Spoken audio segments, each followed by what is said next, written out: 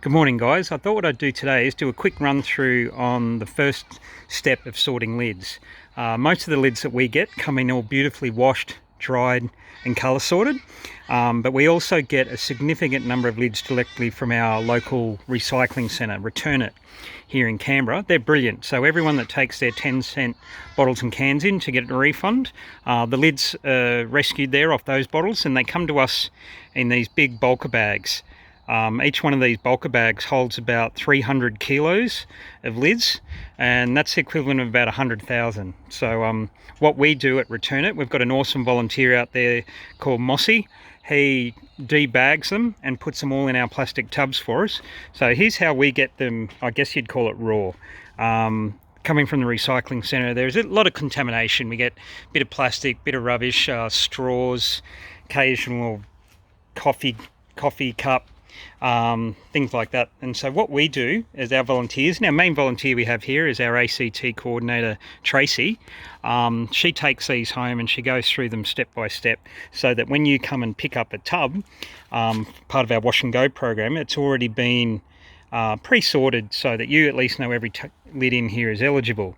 So what I've set up here at home, and this is how we used to do it for months and months, we have a box for everything. So what might look like a simple tub that's just all lids, yep, chuck it in the bathtub, wash it and ready to go, it's not actually. We have 10 different boxes here. So we go through each little tub and we separate. We take out all the pop tops. We take out all the metal lids. So the metal lids are separated into aluminium, which is your wine caps and your ring pulls off aluminium cans. And then we've got all the steel lids. They come off twist tops, off, stubbies and some glass bottles. And then we've got school lids. So school lids is every lid that we can't use for lids for kids because they're either too hard or they've got a non-removable rubber insert. If you see there in the light, it's glued in there. So what we do is we wash those up and donate those for schools. They use them for art and craft. And the best thing we've seen, we've donated hundreds and thousands of those for local murals. Then we separate plastic.